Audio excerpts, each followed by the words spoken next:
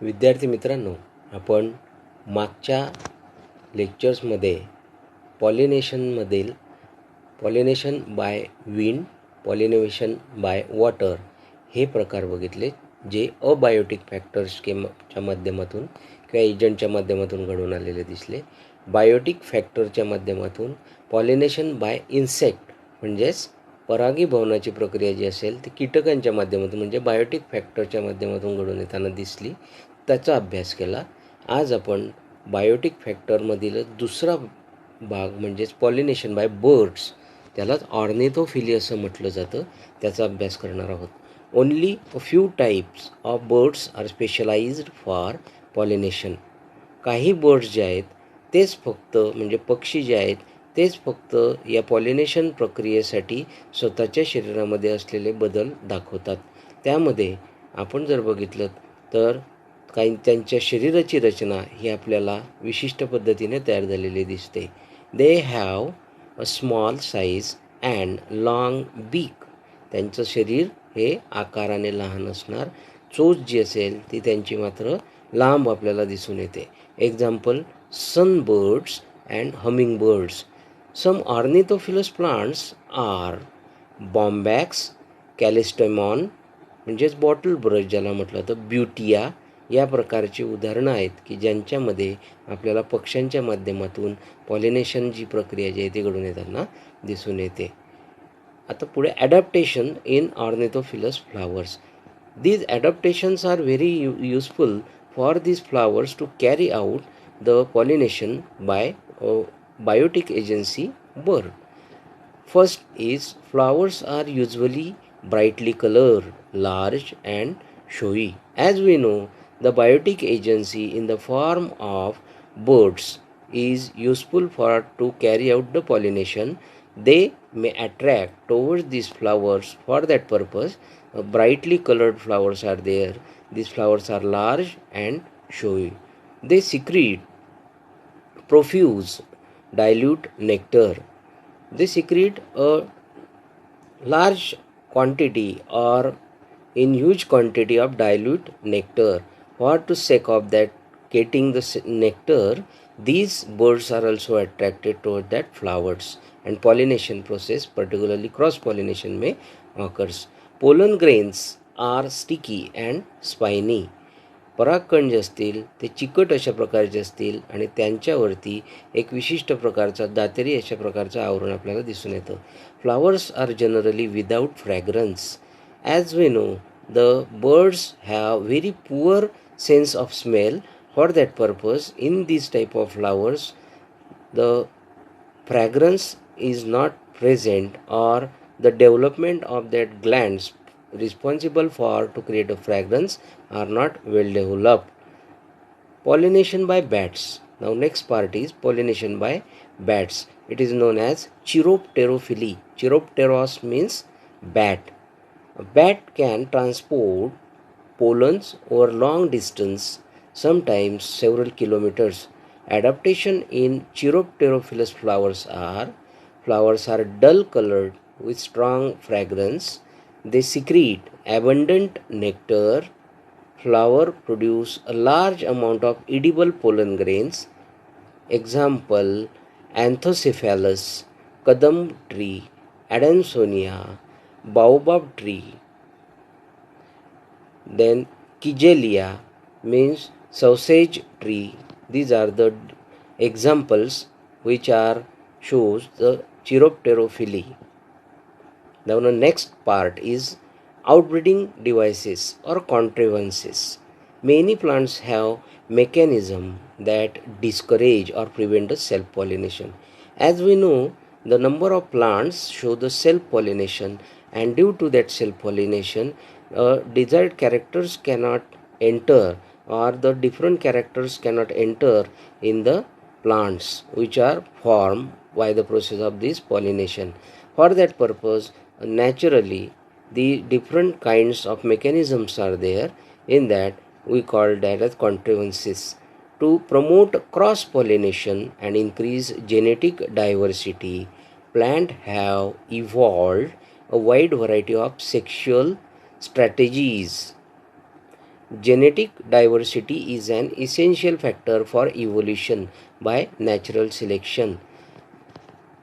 आपण जर बघितलं तर निसर्गामध्ये जेनेटिक डायव्हर्सिटी म्हणजेच जनुकीय बदल जे असतील हे उत्क्रांतीसाठी अतिशय आवश्यक असतात. त्यामुळे क्रॉस पॉलिनेशनची प्रक्रिया फुलांमध्ये घडून येऊन विविध फुलांमधील गुणधर्म जे असतील त्या वनस्पतींमधून फुलांच्या परागकणांद्वारे पोलन ग्रेनच्याद्वारे इतर फुलांमध्ये गेल्यामुळे त्या ठिकाणी उत्क्रांती झालेली दिसून येते आणि बदल जे असतील ते नवीन निर्माण झालेल्या वनस्पतींमध्ये दिसतात.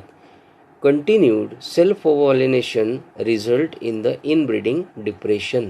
सातत्याने जर समजा सेल्फ पॉलिनेशन झालं तर त्या ठिकाणी काही घटक जे आहेत ते सातत्याने त्या ठिकाणी राहून ते डिप्रेशनमध्ये त्या ठिकाणी गेल्याने आपल्याला त्यांचं अस्तित्व जे आहे ते नाहीसं झालेलं दिसून येतं. Thus plants have develop many devices to encourage cross pollination. The example of outbreeding devices are as follows. Unisexuality. In this case, the plant bears either male or female flower. वनस्पतींमध्ये एकाच प्रकारच्या फुलांची निर्मिती झालेली असेल, एक तर मेल फ्लावर किंवा female flower. It is also called as dioecium. म्हणजेच त्या ठिकाणी काही वनस्पतींमध्ये जर आपण बघितलं तर विशिष्ट पद्धतीने फुलांची रचना त्या वनस्पतींमध्ये दिसून येते. As flowers are unisexual, self pollination is not possible. दोनही घटक लैंगिक पुनरुत्पादनातले एकाच फुलामध्ये नसल्या कारणाने त्या फुलांमध्ये सेल्फ पॉलिनेशनची प्रक्रिया आपल्याला होताना दिसून येत नाही. Plant may be monoecious. Example मेज. आता काही वनस्पतींमध्ये दोनही प्रकारची फुलं ही एकाच वनस्पतीवरती असतात, त्या प्रकारच्या वनस्पतींना मोनोशियस असं म्हटलं जातं. Or dioecious, mulberry or papaya. म्हणजेच नर आणि मादी अशा प्रकारचे दोन वृक्ष आपल्याला त्या ठिकाणी दिसतात. त्यांच्यामध्ये एका प्लॅन्टवर फक्त मेल फ्लावर्सच आपल्याला विकसित होताना दिसतील, तर दुसरी प्लॅन्ट वनस्पती जी असेल तिच्यावर फक्त फिमेल फ्लावर्सच आपल्याला विकसित होताना दिसून येतील. त्याला डायोशियस प्लांट असं म्हटलं जातं. पुढचा कॉन्ट्रिब्युशन्स आहे dichogamy. In this device the anther and stigma mature at different times in a bisexual flower so as to prevent self-pollination. It can be further divided into two types. डायकोगॅमीमध्ये stigma आणि anther म्हणजे परागकण तयार करणारं structure आणि stigma ज्यावरती हे परागकण टाकले गेल्यानंतर परागीभवनाची प्रक्रिया होते, हे परिपक्व वेगवेगळ्या वेळेला होताना आपल्याला दिसून येतात. त्याला म्हटलं जातं डायकोगॅमी. त्यामध्ये सुद्धा दोन वेगवेगळे प्रकार पडतात. Protandry. In this type androecium matures earlier than the gynoecium. Example in the disc florets of sunflower. Protandry या प्रकारामध्ये जर आपण बघितलं तर अँड्रोशियम जे आहेत म्हणजेच पुकेसर जे असतील ते सुरुवातीला परिपक्व होतात आणि स्त्री केसर जे आहेत ते उशिराने त्यामध्ये परिपक्व होतात. त्यामुळे त्यांच्यामध्ये सेल्फ पॉलिनेशन घडून येत नाही. नंतर दुसरं आहे protogyny. In this type gynoecium mature earlier. आता या प्रकारामध्ये स्त्री केसर जे असतील त्यांचा परिपक्वता ही लवकर येणार. And then androecium. ग्लोरियोसा या वनस्पतींमध्ये आपल्याला या प्रकारचं प्रोटोगायनी नावाचं मेकॅनिझम जे आहे ते दिसून येतं, ज्यामुळे सेल्फ पॉलिनेशन जे आहे ते त्या ठिकाणी टाळलं जातं. नंतर prepotency. Pollen grains of other flowers germinate rapidly over the stigma than the pollen grains from the same flower. Example apple. आता या ठिकाणी प्रीपोटेन्सीमध्ये परागकण जे आहेत ते त्याच फुलातले परागकण त्या फुलातल्या कुक्षिरुंतावर म्हणजे स्टिग्मावर पडण्याच्या अगोदर इतर फुलांचे परागकण पडलेत तर ते लगेच अंकुरित पावतात. म्हणजे त्या ठिकाणी ते पोलन ग्रेन्स त्या ठिकाणी जर्मिनेट होण्याची प्रक्रिया ही लवकर होते. मात्र त्याच फुलाच्या ऐवजी इतर दुसऱ्या फुलातून आलेले परागकण हे लवकर तिथे अंकुरित पावतात, म्हणजे जर्मिनेट होतात. यामुळे सेल्फ पॉलिनेशन त्या ठिकाणी टाळलं जातं. नंतर हेटेरोस्टायली. हेटेरोस्टायली or heteromorphy.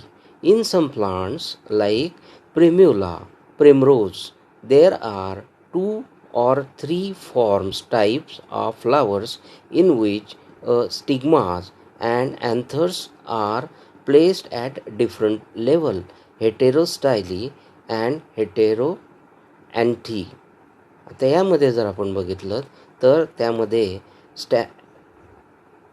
अँथर्स आणि स्टिग्मा जे आहेत यांची जी पोझिशन असेल किंवा यांची जी रचना असेल ती भिन्न भिन्न आपल्याला अंतरावरती दिसून येते. This prevent the pollens from reaching to stigma and pollinating it.